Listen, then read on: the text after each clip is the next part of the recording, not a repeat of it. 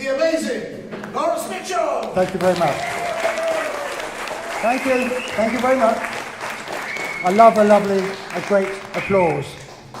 Anyway, you just have to excuse me one moment. I'm going to have one problem. I'm wearing my bifocals for the very first time, and I'm not sure how to look at them. Anyway, I'll give it a good go.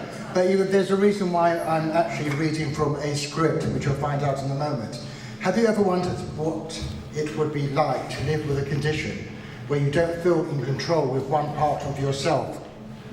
Aspie and Me takes you on an adventure with a troubled man who learns to live with Asperger syndrome that impacts on his everyday life.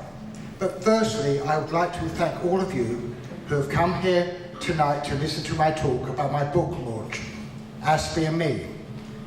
Before I continue to talk about the book, I would like to say a few words.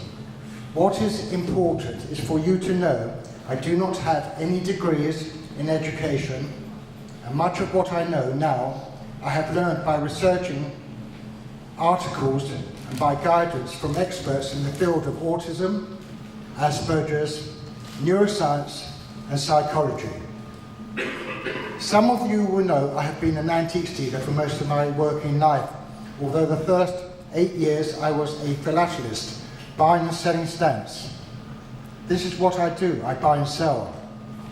As some of you know from your own life experiences, things happen, and you might not get to do what your heart is set upon doing.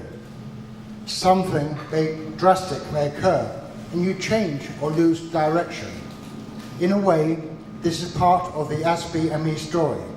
I never intended for my life to change direction, but certain unfortunate circumstances changed it, whether I liked it or not. This is not the first time I have stood up and spoke at length in front of an audience. In fact, I could say I'm quite used to it, an expert too, having had some training to look and speak well in front of the camera. But tonight, there is a difference. I'm reading from a script. I normally don't need to read from a script because if I was talking about my specialist subjects in the field of antiques, that is about mice and porcelain and other ceramics, my extensive knowledge of the subject allows me to do just that.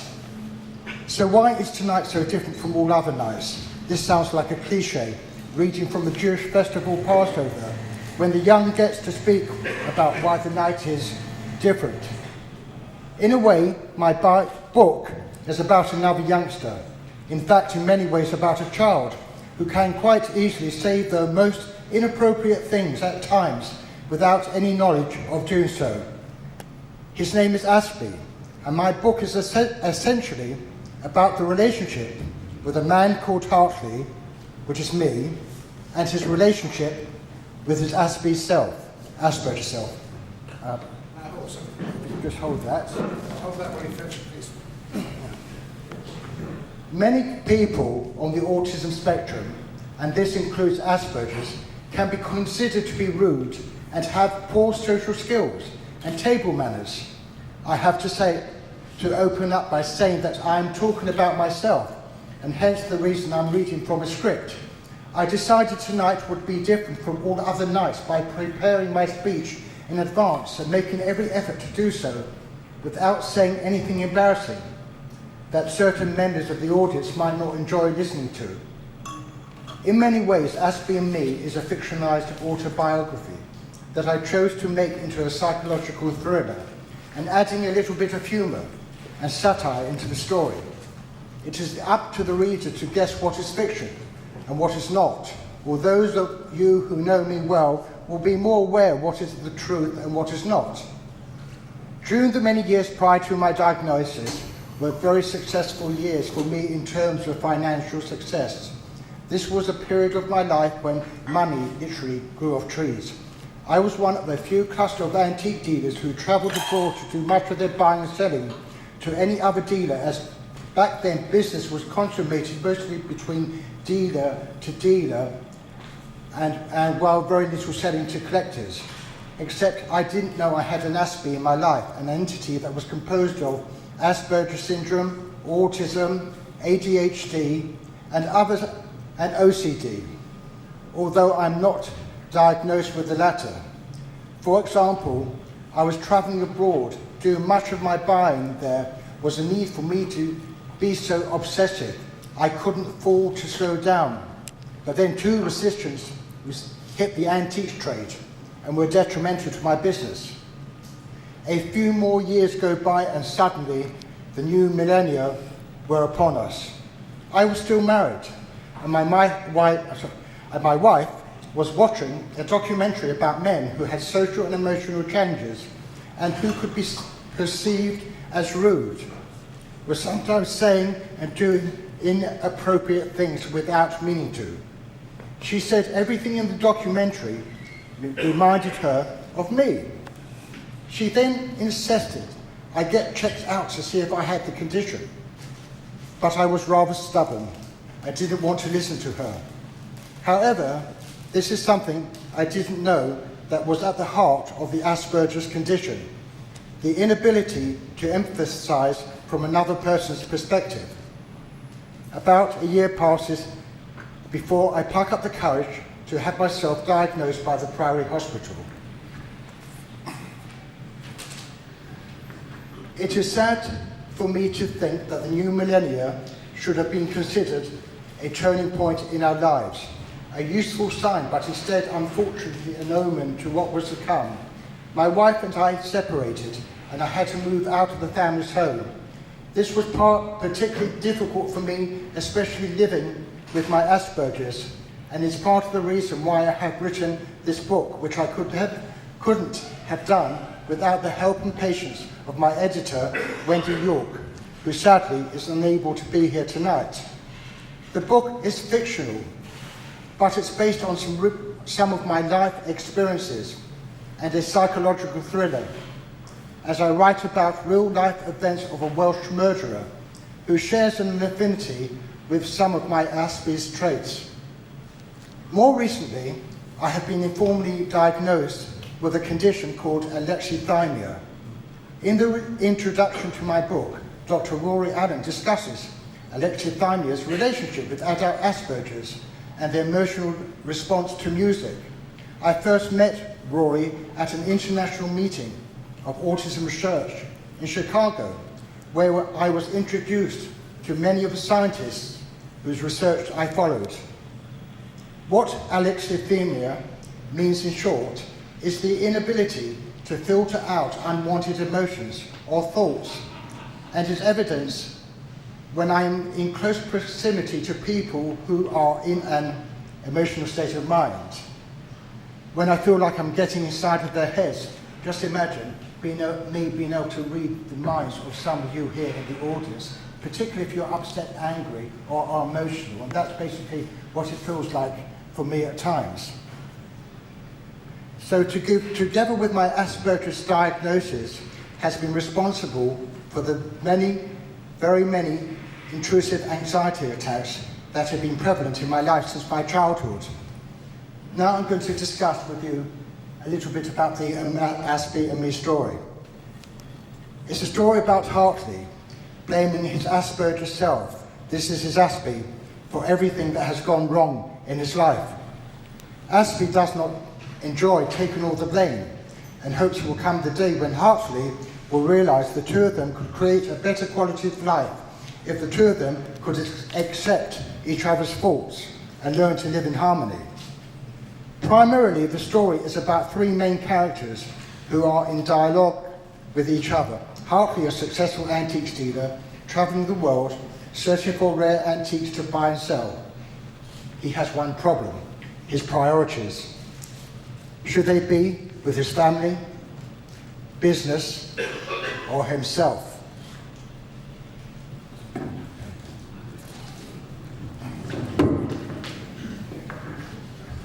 Aspie is the other very important character in the story, although very insignificant. Hartley considers his part to be an outrage, would prefer he did not have a speaking part, concerned about him making too many inappropriate remarks.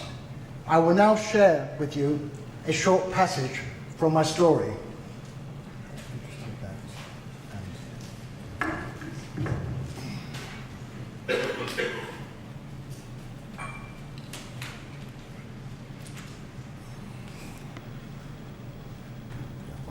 This is typical. So I had it on the right page, now I can't seem to find it. So we have this other character called Rhea, who is she is a masseuse that I would meet, a professional masseuse who I'd hoped to become my wife. And she actually becomes my confidant. I'm going to talk about her in a moment. So I'm actually not reading the passage that I wanted to read. This is typical an Asperger's. Take your time, find the passage. Okay. Not a problem. Okay, I found it. Now there's another interesting character that I'm going to be talking about later on the next page. And it's a Tyrannosaurus Rex. Now you might be wondering, what is a Tyrannosaurus Rex doing in my life? Oh dear, almost fell over there. Must be the glasses. So anyway, I write, my angst with Aspie was how he appeared to have a thirst of provoking, tenuously dangerous situations that appeared to follow us every day. I wish they came with a second chance so that I could land on go, as if I was playing the game Monopoly, but I rarely did. I had this fold-up bike that travelled with us wherever we went. Actually, this bike I took to New York, I took to Los Angeles, took to Tokyo. It went everywhere with me. Anyway, we had been downtown that afternoon. We're taking a shortcut, cycling back to our hotel through a rather deserted industrial area close to Miami Airport. Because of the unfamiliarity to the area, Aspie drums up thoughts of being chased by a pack of wild dogs. Of course, this becomes a reality, and we find ourselves cycling for dear life, while growling dogs are hard on our trail. But then they are no longer dogs, but instead T-Rex, the most terrifying of my childhood fears, while the threat to us was very real. Rhea then says, that must have been very scary, nevertheless. I can't believe the Hartley I know allowed this to happen.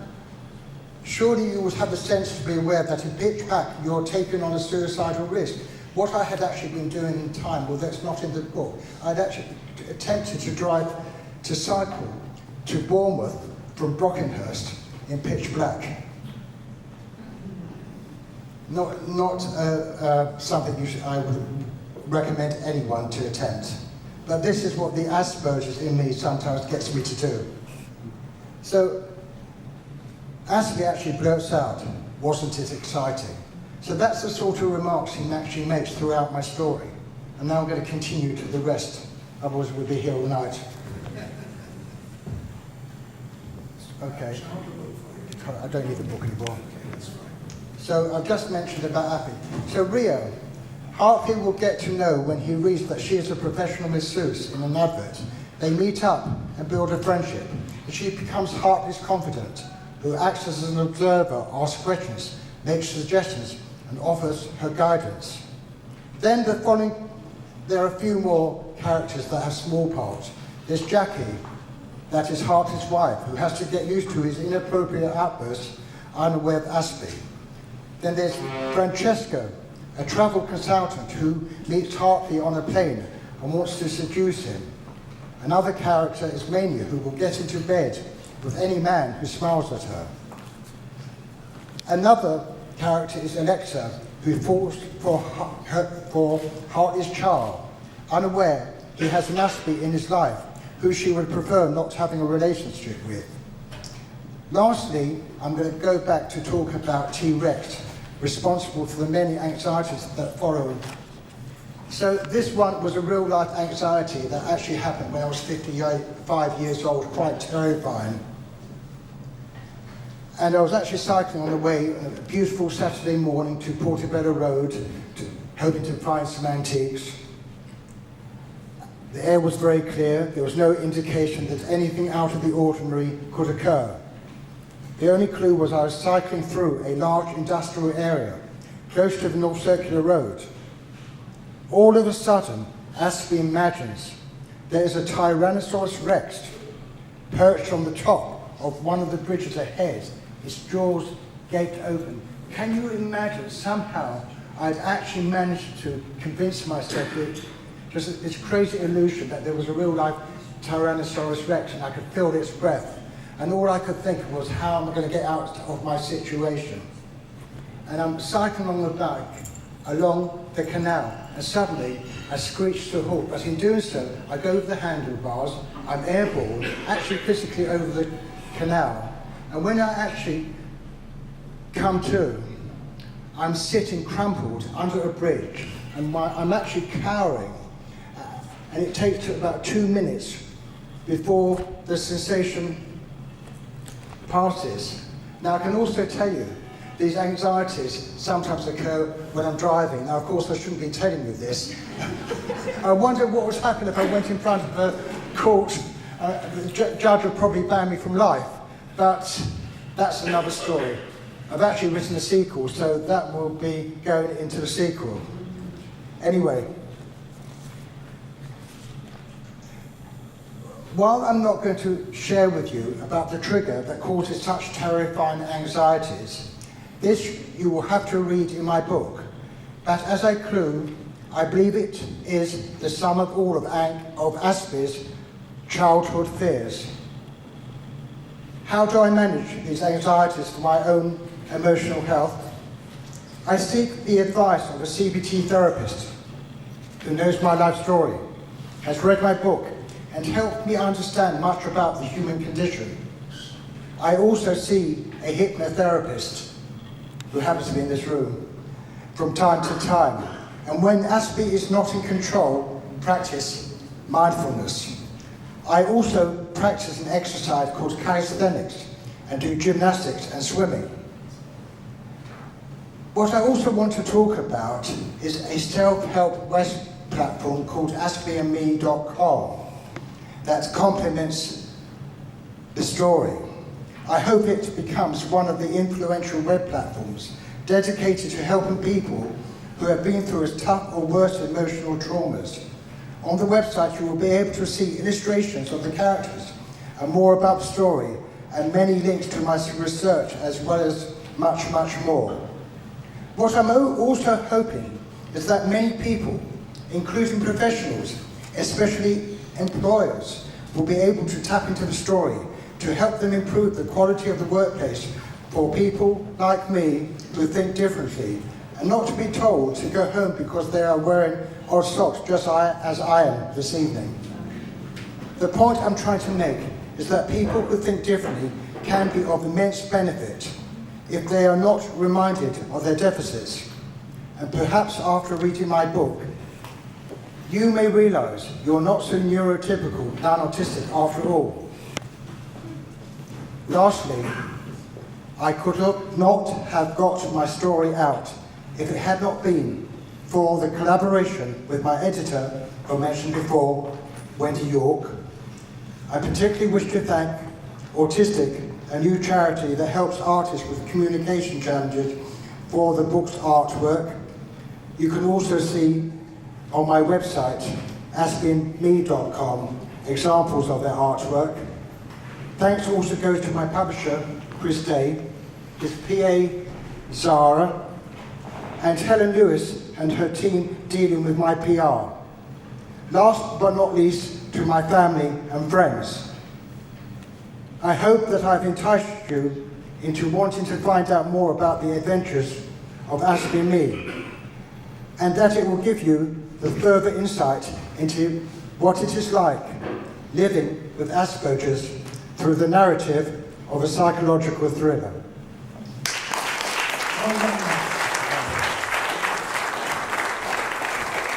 I think this is the longest scripted script I've ever read.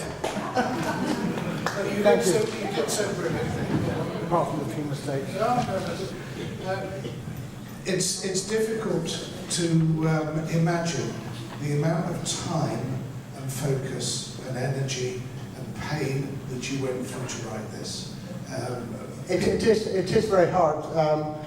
By the way, if any of you want to ask me any questions, please do so afterwards. I'm going to be here all the evening.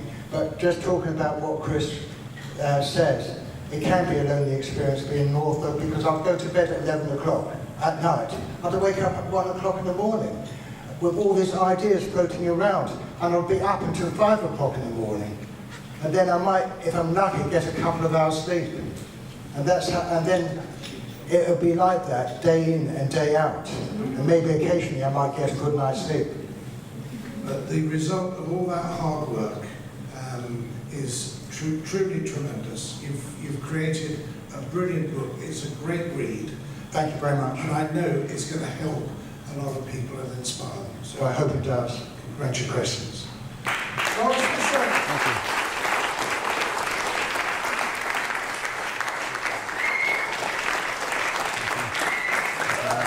Oh, lovely. Well deserved applause. I thought you were going to miss it. Did you? You must have